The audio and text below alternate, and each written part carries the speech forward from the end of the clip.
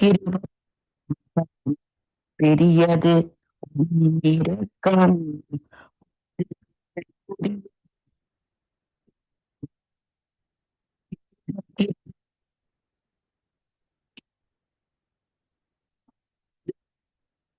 கிருபை நம்மை தேற்றிடும் கிருபை நம்மை விடுவிக்கும் கிருபை வெட்காது கிருபை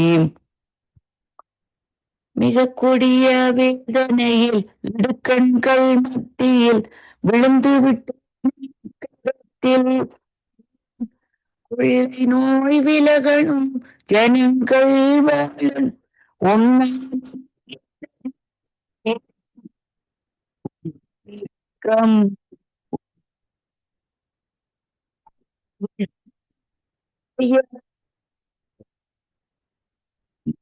பெரியது இரக்கம் ஒவ்வொரு நாளும் புதிய குறித்து சாரியரே ஏம் ஏற்ற வேளை உதவி செய்யும் கிருபையை நான் நம்பியே கிருபாசனம் வந்திருக்கிறேன்.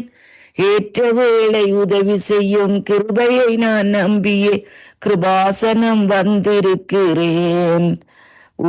இரக்கம் உம்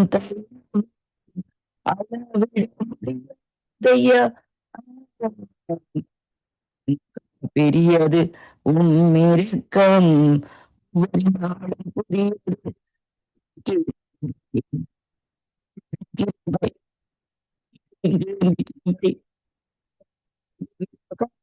கிருபை தேற்றிடும் கிருபை சபையை உயிர்ப்பிக்கும்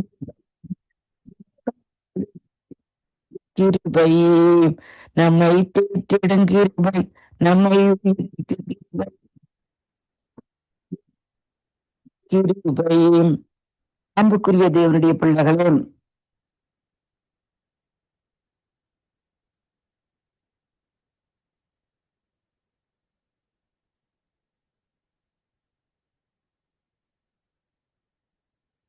இந்த நாளின் கொடுக்கின்ற வார்த்தை 2 நாளாகமம் 28ஆம் அதிகாரத்திலே இருந்து ஒரு சில வசனங்களை நாங்கள் கவனிக்க போகிறோம்.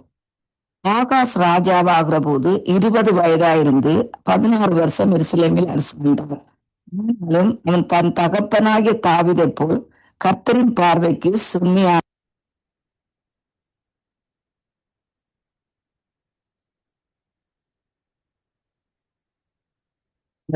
செய்யாமல் இஸ்ரவேலின் ராஜாக்களின் வழிகளில் நடந்து பாகால்களுக்கு வார்ப்பு விக்கிரகங்களை செய்தார்.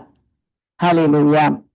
அவன் இன்னும் குமாரரின் தூபம் காட்டி கர்த்தர் இஸ்ரவேல் புத்திரருக்கு முன்பாக துரத்தின ஜாதிகளுடைய அறிவிப்பின்படியே தன் குமாரரை அக்கினியில் தகித்து போட்டு மேடைகளிலும் மலைகளிலும் சகல மரத்தின் கீழும் பலியிட்டு தூபம் காட்டி வந்தான்.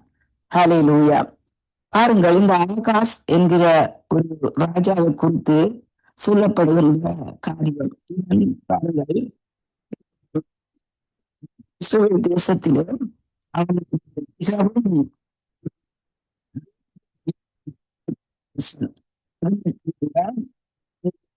விக்கிரங்களை செய்தான்.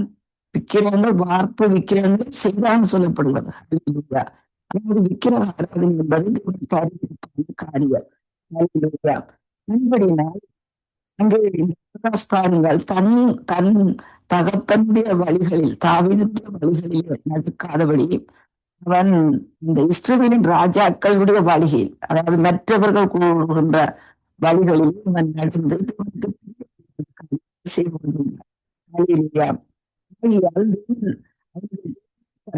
சீரியனுடைய ராஜாவின் கையில் ஒப்புக் கொடுத்தார். அவர்கள் அவனை முறியடித்து அவனுக்கு இருக்கிறவர்களிலே பெரிய கூட்டத்தை சிறைப்பிடித்து தமஸ்குக்கு கொண்டு போனார்கள். அவன் இஸ்ரவேலுடைய ராஜாவின் கையிலும் ஒப்புக் கொடுக்கப்பட்டான். இவன் அவனை வெகுவாக முறியடித்தான். இவனுடைய ராஜா இஸ்ரவேல் தேசம் ராஜ்யம் 2 பிளக்கப்பட்டது. ஒன்று யூத ராஜ்யம், அடுத்தது இஸ்ரவேலுடைய மற்ற ராஜ்யம். ஹல்லேலூயா. சமாரியாவிலே அடுத்த ராஜ்யத்தை வைத்திருந்தார்கள். ஆனதினால் 2 பேருமே தேவனுடைய பிள்ளைகள். ஆனா ஒருவருக்கு ஒருவர் என்ன செய்கிறார்கள்? சண்டை பிடிக்கிறார்கள். ஹalleluya. அங்கே பாருங்கள் அதனுடைய துறந்த காரியங்கள் எப்படி எனில் யூதா மனுஷர் தங்கள் பிதாக்களின் தேவனை கர்த்தரை விட்டுவிடினால் ரெமலியாவின் குமாரரை அவர்களை ஒரே நாளில் 180,000 பேரை கொன்று விட்டார். மகாவீரராக இருந்தார். பாருங்கள் எவ்வளவு தூரம் ஒரு கொடுமையான காரியங்கள். வருஷத்தின் கடைசியில நாங்கள் வந்திருக்கிறோம். சொன்னது போல நாங்கள் யாரை சேவிக்கிறோம்? ஹalleluya. 2 அடிப்பீர்களோன்னு சொல்லி இஸ்ரவேல் ஜனங்களை கூப்பிட்டு கேட்கிறான். அதே போல யோசுவா சொல்லுகிறான், கர்த்தரையே சேவிப்போம் என்று. இந்த யூதா ராஜா இந்த ஆகாஸ் உண்மையாகவே பிள்ளை சொல்லுவார்கள். அரசன் வழியும் குடிகளும் வழின்னு சொல்லுவார்கள். அதே போல ஒரு குடும்பத்தில் இருக்கிறார்களோ அதே போல பிள்ளைகளும் அதனுடைய தொடர்ந்த வழியில் தான் நடப்பார்கள். ஹalleluya. நம்முடைய ஆகாஸ் தேவனை விட்டு விட்டு பாகால்களுக்கு வணங்கி மட்டுமன்றி விக்கிரகங்களை செய்து கொண்டிருந்தார். அப்படினால் பாருங்கள் அங்கே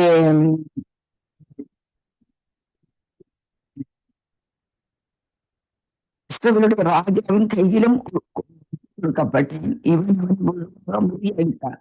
அப்பொழுது ஆகாசுக்கு பாருங்கள் புத்தி வரவில்லை. அடிக்கடி கடிந்து கொள்ளப்பட்டும் தன் பிடரியை கடினப்படுத்துகிறவன் சகாயம் வந்து சடுதியில் நாசமடைவான்னு சொல்லி வேதம் சொல்லுவது. ஆண்டவர் அடிக்கடி பேசுகிறார். பாருங்கள் அங்கே ஒரு நாட்களில பார்க்கிற வழியிலே அங்கே தீர்க்கதரிசிகளின் அந்த ஒரு புத்திரன் என்ன செய்கிறான் பாருங்கள். தங்களுக்கு ஒரு இடத்தை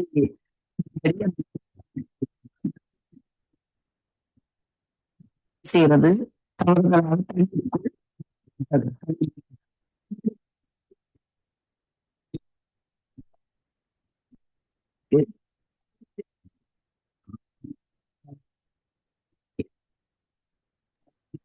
கேக்குது இல்ல சிஸ்டர் ரீட்டா?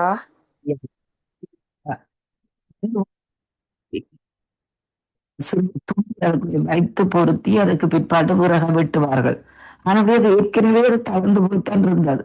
அந்த தீர்க்கதரிசியின் புத்திரன் அந்த மரத்தை வெட்டுவதற்கு கொண்டு போனே ஏற்கனவே அது தளர்ந்துதான் இருந்தது. சடுதியாக தள்ளப்பட்ட காரியம்தான். அதுக்கு பிற்பாடு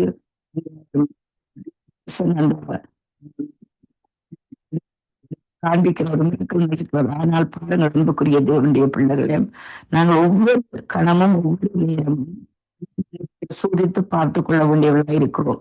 அதுல நான் தேவனுக்கு பிரியமாய் நடக்கிறேனா, தேவனுடைய வார்த்தையை என்படி நான் நடக்கிறேனான்னு சொல்லி நாங்கள் யோசித்து பார்க்க வேண்டும். என்னுடைய சங்கீதக்காரன் சொல்லுகிறான், குற்றங்களுக்கு என்னை நீங்களாக்கும்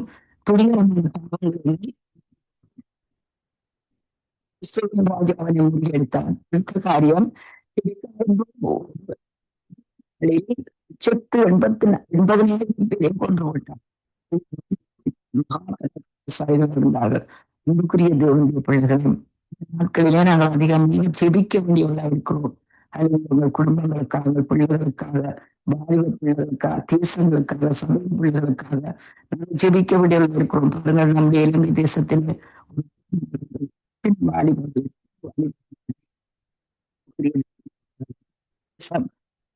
காரியப்பட்டு அந்த பள்ளிகள் செய்து கொள்வார். இப்பொழுது வந்து ஃபிளட்டை பற்றி நான் சொல்லவில்லை, வெள்ளத்தை பற்றி சொல்லவில்லை. அது யாழ்ப்பாண பிரதேசம் இப்போ இருக்கின்ற நிலைமையெல்லாம் மறக்கப்படும்படி பழைய காரியம்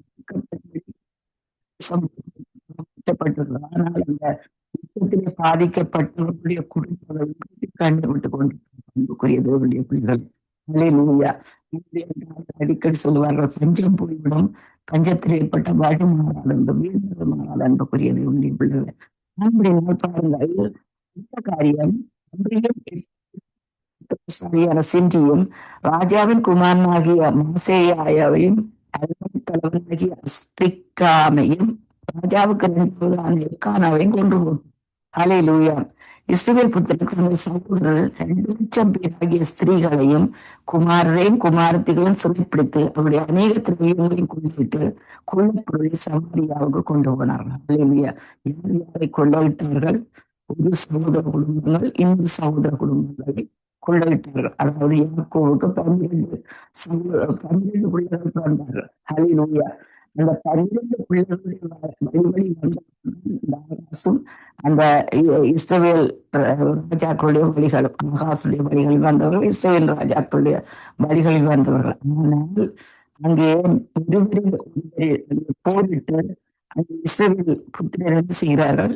அங்கே அநேக 2,00,000 பேராகிய ஸ்திரீகளையும் குமாரையும் குமாரத்திகளையும் சிறைப்பிடித்து அவர் அநேக திரவியங்களையும் கொண்டு சமாரியாவுக்கு கொண்டு வந்தார்கள். அங்கே கர்த்தருடைய தீர்க்கதரிசி ஒருவன் வந்திருந்தான். சமாரியாவுக்கு வந்த செய்தியை நோக்கி செய்திக்கு எதிராக போய் அவர்களை நோக்கி உங்கள் பிதாக்கள் இந்த கர்த்தர் ஜூதாவிற்கு கோபம் கொண்டு வருகிறார்.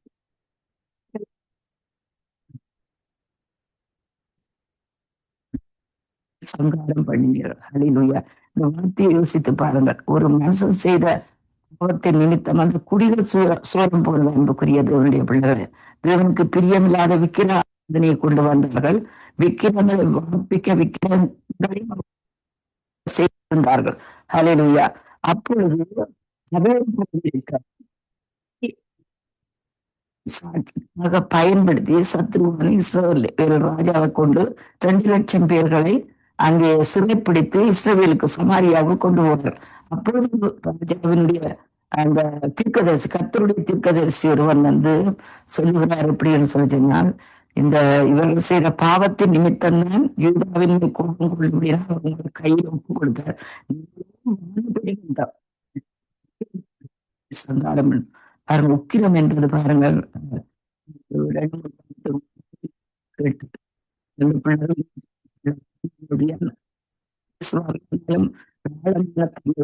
சில வார்த்தைகளுக்கு அதுகளுக்கு விளக்கம் தெரியாது. அப்போ சொன்னாங்க, கோபம் என்ன, உக்கிரம் என்றால் என்னன்னு கேட்டார்கள். ஹல்லேலூயா. நான் சொன்னேன், கோபம் என்பது ஹல்லேலூயா. அது சில காலையில தொடங்கி மாலையில அது முடிந்து விடுவது கோபம். உக்கிரம் என்பது எரிச்சல், அதாவது கசப்பு, ஆத்திரம், அதெல்லாம் சேர்ந்து அப்படியே திரும்பி திரும்பி திரும்பி திரும்பி அதை நினைத்து அதை உக்கிரத்தோடு ஒரு சமாதானத்தோடு வந்து விடும். அந்த உக்கிரத்தோடு செய்து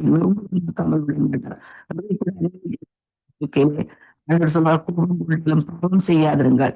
அதே நேரத்துல ஹல்லேலூயா, இல்லாதவர்கள் மேல் ஆகாதேன்னு சொல்லி வேதம் சொல்லப்படுகிறது. ஹலில் உக்கிரம் மிகவும் கூடியது. அந்த உக்கிரத்துக்கு முன்பாக நிற்கிறவன் யாருன்னு சொல்லி வேதம் நமக்கு போதிக்கிறது. அதுபடி நான் இந்த தீர்க்கதை சொல்லுவான், ஏற்கனவே அங்கே அவர்கள் செய்த பாவத்தின் நிமித்தம் கொடுக்கப்பட்டார்கள். குடும்பத்தோடு இன்றைக்கு கூட அன்புக்குரிய தேவனுடைய பிள்ளைகளை குடும்பங்களிலே, திருச்சபைகளிலே ஹல்லேலூயா, ஒருவருக்கொருவர் உக்கிர கோபம். ஹல்லேலூயா. இது பாருங்கள், ஆண்டவருடைய வார்த்தை சொல்லப்படுகிறது.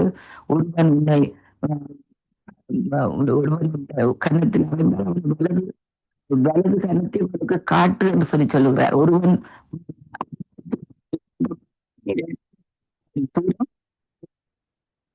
சொல்லுகிறார். சத்துருக்களை சிந்திகள் சொல்லுகிறார். ஹல்லேலூயா. இப்பொழுது யூதாவின் புத்திரரையும் இஸ்ரவேலையும்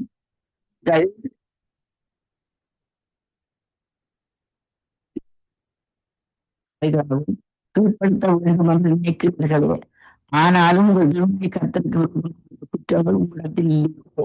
ஹல்லேலூயா. எதுவுமே இந்த வார்த்தையை சொல்லுகிறார். நீங்கள் இப்பொழுது அவர்கள் செய்த பாவத்தின் நிமித்தம் அவர்கள் பிடித்துக் கொண்டு வருகிறீர்கள். ஆனா உங்களிடத்துல அங்கே கர்த்தருக்கு விரோதமான குற்றங்கள் உங்களிடத்தில் ஹல்லேலூயா. அதிகாரத்திலே கூட சொல்லப்படுவது பார்ப்போம். மத்தேயு 7ஆம் அதிகாரம். ஹல்லேலூயா. கர்த்தர் நல்லவர், கர்த்தர் நல்லவர். ஹல்லேலூயா. சோத்திரமையரால் நீங்கள் குற்றவாளிகள் என்று தீர்க்கப்படாதபடிக்கு மற்றவர்களை குற்றவாளிகள் என்று தீர்க்காதிருங்கள்.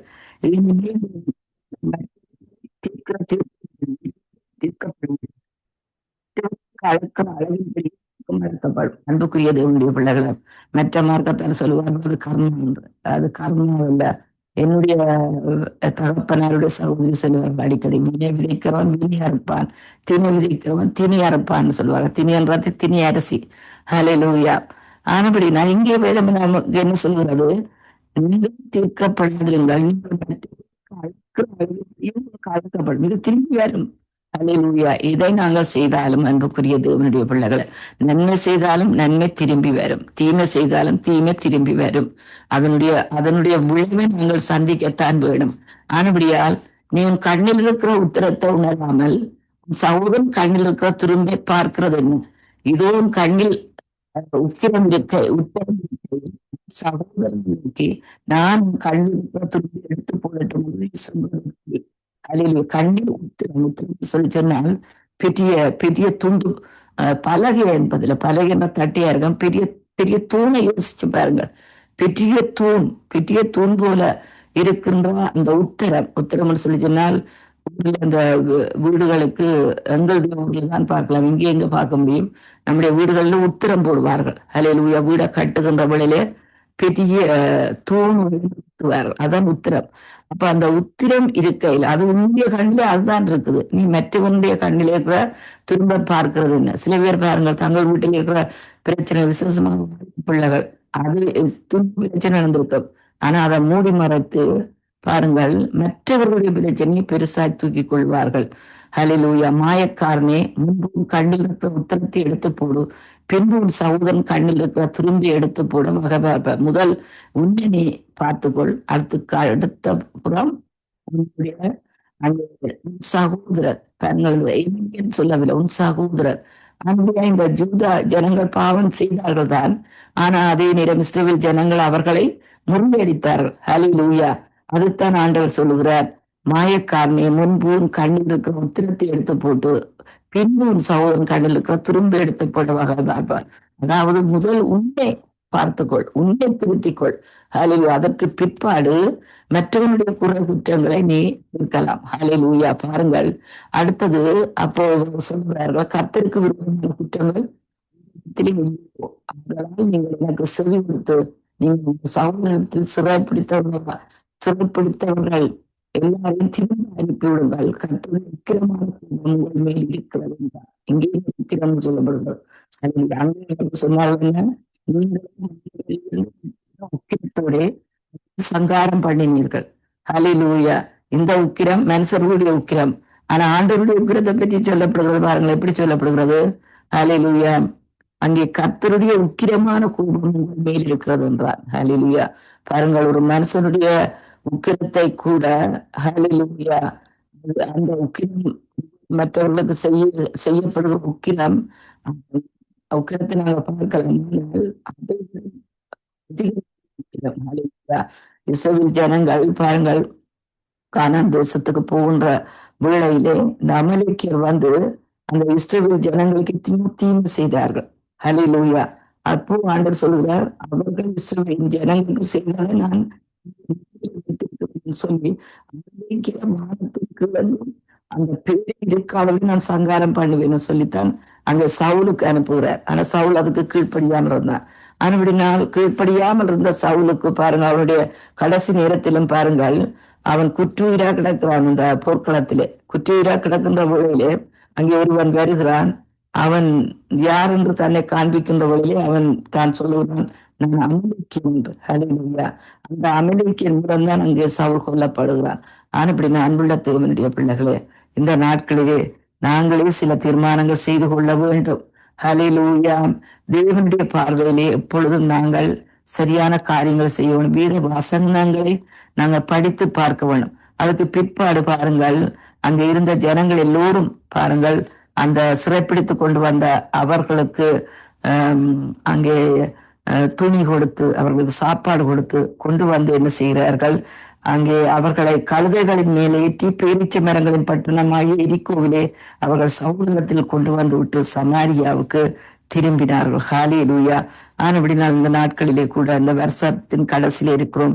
உக்கிரங்கள், கூபங்கள், கசப்புகள், வெறுப்புகள், மற்றவர்கள் குற்றம் பிடிக்கிற காரியங்கள், இவற்றை எல்லாவற்றையும் தவிர்த்து விட்டு புதிய வருஷத்திலே தேவனை மட்டும் இறுக பிடித்துக் கொள்வோம். தேவன் பெரிய காரியங்களை செய்வார். அந்த வேளையிலே செபிப்போம். அன்புள்ள தகப்பனையும் ஸ்தோத்திரிக்கிறோம், துதிக்கிறோம் ஐயா. இரக்கத்திலே சிறுள்ள தெய்வமே, இந்த நாளிலும் கொடுக்கப்பட்ட வார்த்தைகள் மூலம் ஆண்டவரே உங்களுடைய ஜனங்களோடு நீங்கள் இடப்படுகிற புதிய வருஷம் புதுசாய் மலரட்டும். எங்களுடைய இருதயம் புதிதாகட்டும் ஆண்டவரே. எங்கள் இருதயம் சுத்தமாக்கப்படட்டும். எங்கள் கண்கள் சுத்தமாக்கப்படட்டும் ஐயா. எங்களுடைய வாழ்க்கை சுத்தமாக்கப்படட்டும் தகப்பனே. ஆண்டவரே உமக்கு சூத்திரமாகாத சம்பாசனைகள் நல்லொழுக்கங்களை கிடைக்கும் சொல்லப்படுகிறது ஆண்டவரே. ஆகாத சம்பாசனைகள் எங்கள் வாழ்க்கையை விட்டு தூர ஆண்டவரே எறிந்து விட வேணுமா செபிக்கிறோம் கர்த்தாவே. எங்களை எப்பொழுதும் உமக்கு பிரியமானபடி நடக்க எங்களுக்கு கிருபை செபிக்கிறோம். சங்கம ஊழியங்களை ஆசீர்வதியும். அருமையான மைந்திரமையாவையும் ஆசீர்வதியும். ஆண்டவரே உம்முடைய கடன் கூடி இருப்பதாக இயேசு கிறிஸ்துவின் உயிர்த்தெழுந்த வல்லமையுள்ள அதிகாரமுள்ள நாமத்தினால் ஆமென். ஆமென். ஆமென். ஆமென். அருமையான வார்த்தையை கர்த்தர்